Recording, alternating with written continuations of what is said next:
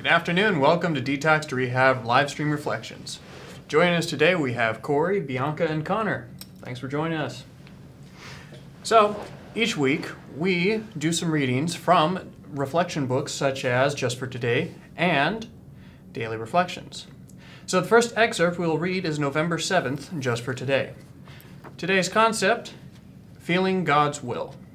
From page 198, it says, I sincerely believed that a higher power could restore my sanity and that I would stop trying to figure out what God's will was. Just accept things for what they were and be grateful. The longer we stay clean, the less surely we know what our higher power's feeling is for us, and the less it matters. Knowledge of our higher power's will becomes less a knowing thing and more a feeling thing. We still practice the 11th step faithfully, but rather than look for signs from our higher power, we begin to rely more on our intuition, trusting our feelings about what will make us comfortable. After staying clean a few years, what we do seem to know is when we are searching against God's will for us. When we are going against God's will, we get that old uncomfortable feeling in our gut. That queasiness is a warning that if we continue this direction, ahead may lie many sleepless nights. We need to pay attention to such feelings, for they are often signals that we are acting contrary to our higher power's will for us. Our 11th step clearly states the true goal of prayer and meditation, improvement of our conscious contact with the God of our understanding, bringing us clearer knowledge of our higher power's will for us and the power to carry it out. We know God's will most clearly be by how it feels, not by signs or words. It just feels right. I thought that was a very good reading. Just for today. Just for today? Mm-hmm. Just Absolutely. today. Just for today, I will pray. Ah, yes. So the pledge is, just for today, I will pray for the knowledge of my higher power's will for me and the power to carry it out. I will pay attention to my feelings and act when they feel right. I think this is a really interesting point, and one thing that I would really like to hear from you guys is, do you often encounter a lot of difficulties when you're trying to put this into practice? Corey? It's yes and no. And what I mean by that is very early on, it was very difficult to put this into practice, understand. I was really hung up on, as it says here, I was really hung up on trying to understand what God's will was, what my higher power's will was for me. And when I couldn't get that definitive answer that I was looking for, some booming voice from the sky, whatever it was, I just kind of froze and I didn't know what to do. And as time went on, I sort of started to understand it's not important for me to really know what that is, just to trust that if I'm doing the right things, I'm probably headed in the right direction. And it's hard to explain. The only way I can really relate it is I spent a lot of time viewing my life as a complete story. And the truth is, my life is really just a single sentence in a much, much bigger story. And if I look at it that way, it's not all it makes no sense out of context, but if I understand that if I'm doing the right things, if I'm trying to help as many people as possible, then it makes the rest of the story make sense. Mm-hmm. Is that... No, that makes sense. Okay. So, and that's kind of what's helped me, is just understanding, I don't know what's going on or what's supposed to happen, but if I keep doing what I think is the next right thing to do and trust that feeling of okay, because I know when I'm doing something wrong. I get that feeling of oh, I'm going to get in trouble, and so that's probably something I shouldn't do, Yeah. And it took a while to pick up that intuition. It was a lot of zany adventures and weird things that happened and a lot of mistakes along the way that I learned from, and I've gotten better at it, but there's still room to grow and get better again. Oh, absolutely. I find it interesting because for people who are just entering recovery, because I know in the recovery community there's a lot of talk about regular thinking and addictive thinking, and I can imagine for people who are just starting the recovery process that it can be a little hard to discern between the two. It's interesting that the reader was saying that with time in the program that you begin to rely more on your intuition. Do you think that's, in starting out in recovery, it was a little harder to kind of trust your own intuition?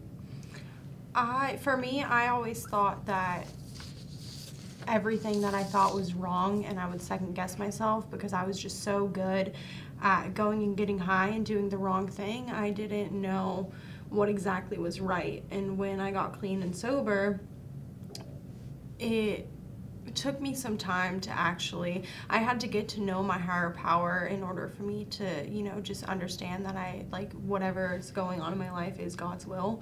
But it definitely got easier. It didn't get harder. I mean. Interesting. So it was just an upward hill. Mm-hmm.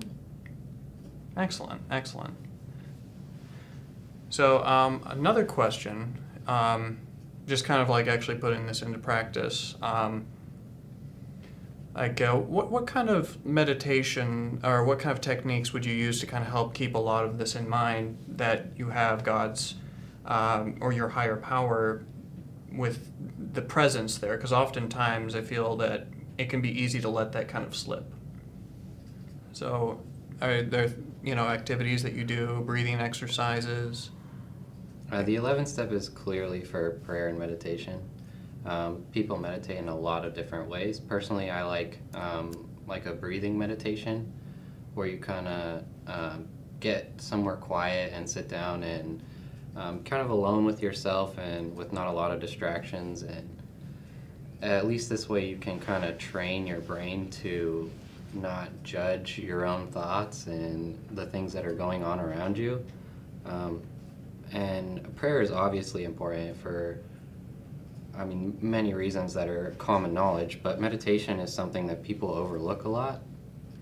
And I think that it's an incredibly important thing because it allows us to pause when agitated, right? Which is that's a skill that is incredibly difficult to develop, especially when you're new in sobriety.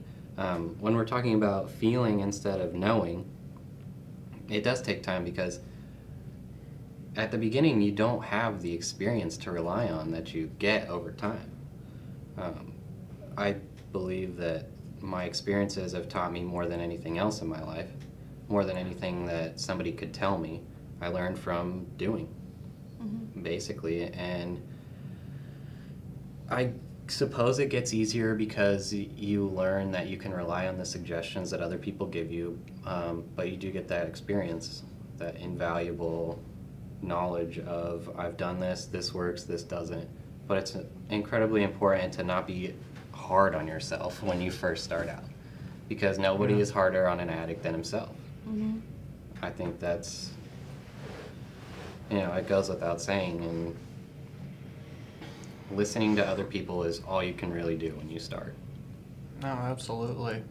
I think that's why all the 12-step meetings and support groups, that's what makes them even more vital in the recovery process. Because if you don't have that encouragement or even kind of the advice there, you can really kind of feel alone out there. Yeah, nothing to stand on. Want to move on to the next one? Absolutely. So the next reading is from Daily Reflections. The excerpt is taken from page 96 of 12 Steps and 12 Traditions. The concept being praying only for knowledge of His will for us and the power to carry that out. When I let go and let God, I think more clearly and wisely. Without having to think about it, I quickly let go of things that cause me immediate pain and discomfort. Because I find it hard to let go of the kind of worrisome thoughts and attitudes that cause me immense anguish, all I need to do during those times is allow God, as I understand Him, to release them for me. And then and there, I let go of my thoughts, memories, and attitudes that are troubling me. When I receive help from God, as I understand Him, I can live my life one day at a time and handle whatever challenges that come my way. Only then can I live a life of victory over alcohol in comfortable sobriety. Interesting. You think it's as easy as they make it seem? No. No. I know for me, There has been situations that I've been in that letting go and letting God was super difficult because I'm relying on something. I'm relying on my power greater than myself to keep me sober. Like, I rely on it to get me through the day, and if something wasn't to go my way, what I thought was supposed to be my higher power's will, I would build a resentment, and it would bring me further away from my higher power as I understood him, and that would bring me away from the 12-step program, and when I get away from the 12-step program, we know what happens. I go and get high. So there's a lot of, I feel like there's a lot of action that has to come with this. It's not just you don't ask and it happens. You actually have to, sit, meditate on it, breathe, maybe talk to a few people about how you're feeling, and just really recognize and bring it back to the other reading where it said, if that feeling feels right, just recognize your feelings and just go with what feels right. Yeah, absolutely. Oh. It's, like I was saying before, it's easier now than it was when I first got sober, or got clean. For a really long time, the entire time that I was getting high, and even part of when I was getting sober, I was trying desperately to control the world around me. I needed people to behave a certain way. I needed things to be a certain way in order for me to be happy. And what I was doing, even though I didn't realize it, was I was allowing the world to dominate me in the way I felt. Because when you didn't live up to my expectations, I got angry. And not only that, I was creating a lot of unsolvable problems for myself, because if all of the problems in my life are your fault, there's nothing I can do about it, And it took me years to finally understand that that's what I was doing. And once I understood that, there were things I had to do. I had to go through the rest of the process of the steps. I had to get much better about praying and meditating. There's a lot of kind of behind the scenes work, if you will, that goes into me remembering that if you don't live up to my expectations, or you do something that upsets me, or whatever happens, that's just the way things are. Somebody said to me once a long time ago, it's pretty simple. God's will is just whatever is going on. So if somebody's behaving in a way that I don't like, I just have to chalk it up to that's God's will. That's the way things are going to go right now. Mm-hmm. And it's easier to accept it that way and then try to help that person. It talks about it in some of the literature that's out there, that we may not like these people or how their symptoms disturb us, but they're still just sick people. And, it's my job as one who has recovered through this process to try and help as many people as I can. And like I said, it took years of practice and allowing myself to be taught all of those things before those concepts finally settled in. Mm-hmm. When I think about this concept of letting go and letting God, I kind of think about when I wake up in the morning and how I'm grumpy already for no reason, before I wake up. And if I have to interact with somebody else, it just is not a pleasant thing for me. But as of now, right, I'm still automatically angry for no reason. But I'm able to recognize that, right, ask for guidance in my actions, because the way I feel doesn't have to be the way I act.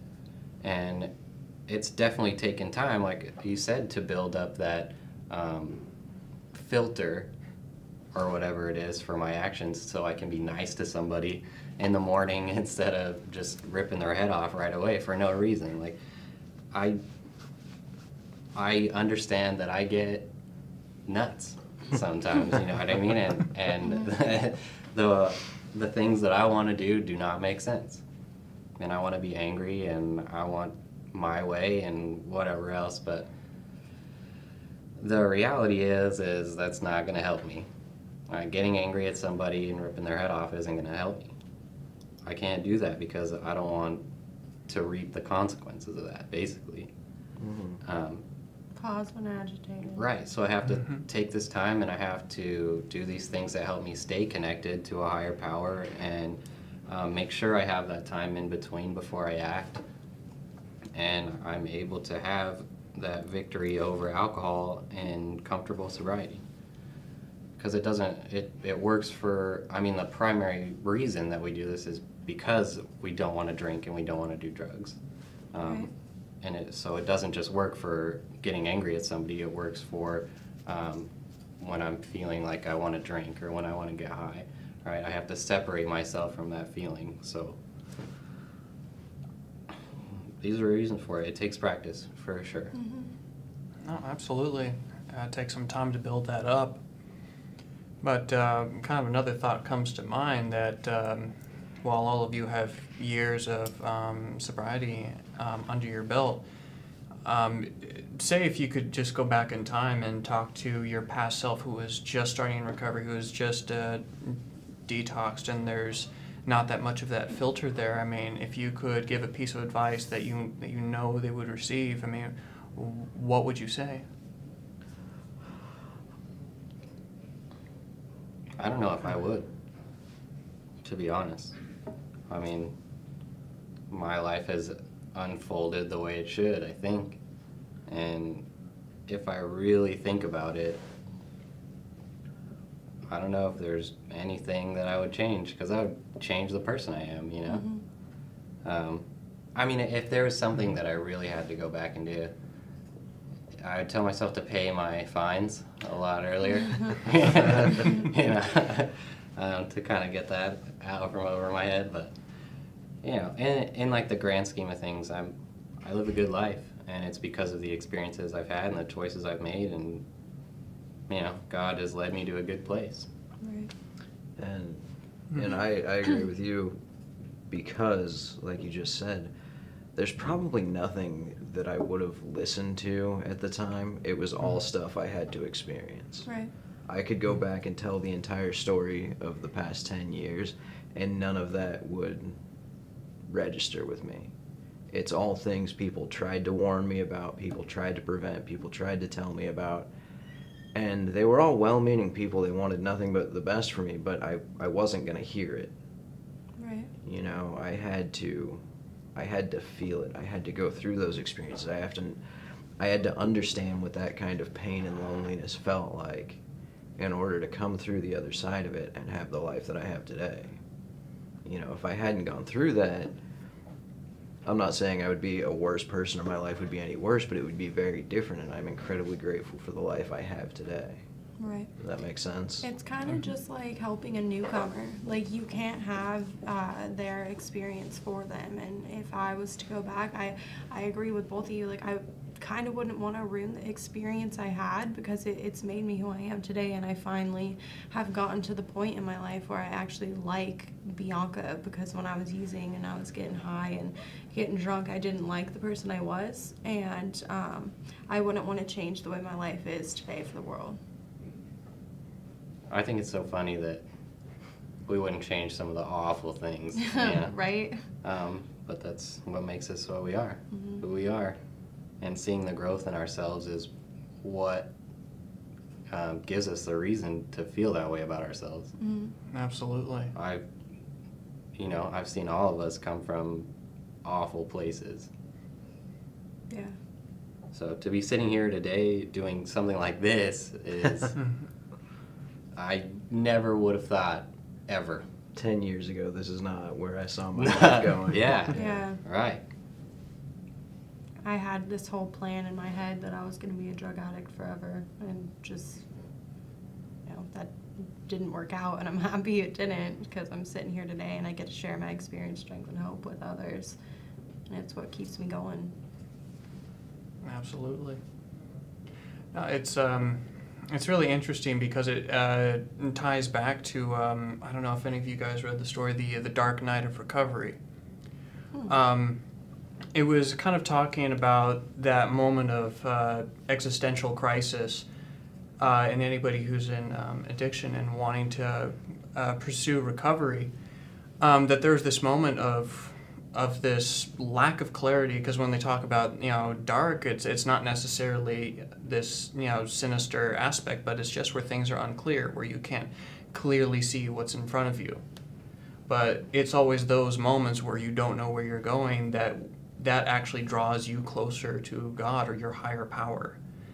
And then when that's finally revealed to you, it's this experience that just kind of resonates so deeply. So I think that's a really good point there. It kind of ties into you guys not really wanting to change anything in your past, because everything that you went through, even if you didn't see it at the time, it happened for a reason. True. Mm-hmm. Oh, yes? No, never mind. Oh, okay. Never mind. Yeah. Actually, one other concept that I was curious about was the concepts of thinking versus feeling. What do you guys feel about that? Because you often have the initial feeling that you get with a lot of situations that might arise, or some stressors. And sometimes it takes a little bit of time to actually kind of like reel it back in with thinking. So, I mean... And that's kind of something I was talking about a little while ago. What did I want to say? I was talking about, you know, people might do things that upset me or make me angry or whatever it is, and I have to recognize that they're sick and try to help those people, and to be able to slow down and why am I angry, you know, the whole pausing when agitated, watching. Ask yourself questions, yeah, walk yourself through it. That all comes about from A, like practicing that in the moment, and B, when I do like the meditations in my room, when I do a lot of the same, like just the focusing on my breathing, things like that, and I do it in my room or wherever I happen to be. Usually I'm in my room because I'm alone in there, it's relatively quiet, I'm uninterrupted, it's pretty easy to slow down and just focus on my breathing. And the concept is a lot like going to the gym.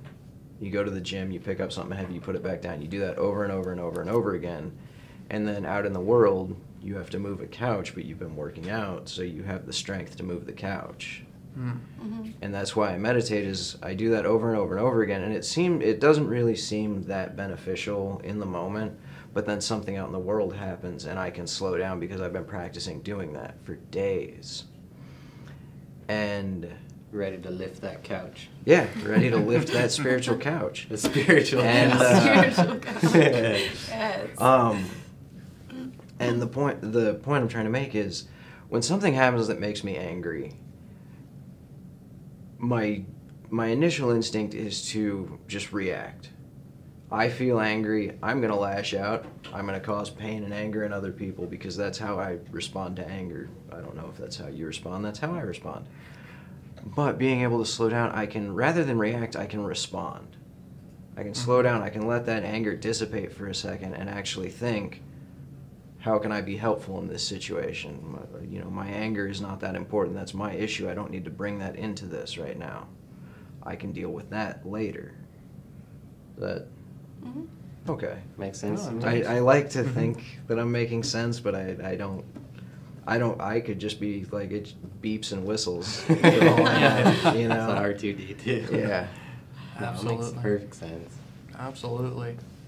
And there's also another point. I might even play a little bit of devil's advocate here, but I know there are a lot of people that often use a lot of their emotions, like their anger, and they want to channel that into action. I mean, do you think that using a lot of your feelings as like motivational factors, even something like anger, that it has its place? Probably. Pain is the Yeah. greatest motivator. Mm-hmm. Pain is a fantastic motivator, and that anger. How do I put this? I don't walk through the world with just an entire sense of apathy. Something will happen that'll make me angry, that'll spur me to act in some way. It's just important that I slow down and I don't just lash out with that anger at Cause someone. an You know, action. like it Mhm. gets like it sparks motion, but it's not what needs to follow through, if that makes sense. Oh, absolutely. You know, and it can come out in other places. You know, there are a lot of times where I've been angry, and that the way I deal with that anger is having that argument with someone who's not like being alone in the shower, just everything I wish I had said in that argument. Yeah. Oh, good. I'm not the only one. No, that happens. Yeah. Oh, excellent. It reminds me of an old Buddhist proverb too, where it says that a lesson unlearned will often present itself over and over in different forms. And I feel like sometimes if you do have these, if you have feelings and you don't really address them, that oftentimes they can pop up somewhere else. And you guys often feel that sometimes you might be trying to circumvent one of your feelings or trying to find a way around it, and it just, you know, might come up somewhere else, like unresolved anger, fears. Well, that's the thing. It continues to come up until you deal with it. Yeah. It's just a repetitive process of feelings that you have to deal with. I mean, there might be some variables there, but it'll be the same. It'll be a very similar or almost the same situation over and over and over and over again, and until I deal with it, The and insanity then of being an alcoholic. yeah, and then those situations will still come up, but the anger won't be there anymore. It'll. I've finally learned my lesson. Like, oh, I've dealt with this before. This isn't as big of a deal as I thought it was. This is what I can do about it. Right. Excellent. And when you brought up like pain, what did you say again? Pain's the greatest motivator. Yeah, pain's the greatest motivator. Thank you. I don't think I would have gotten clean and sober if I didn't go through the pain I did, because if everything was fine and dandy, why would I want to stop? Like, if I didn't get down as dark as I did, if I didn't hit my bottom, my internal and external bottom, I wouldn't have that pain, and I wouldn't be here today. Not too many people come in on a winning streak. Right. Yeah. It's not like, hey, I just won. Or, no, not won. I just bought a new house. Yeah. Time for AA. Things are going great. My family loves me. I got tons of money. I think I should get I'm sober. generally happy inside. I should go get sober. Yeah, I got a That's- problem. Yeah. You have questions or anything like that?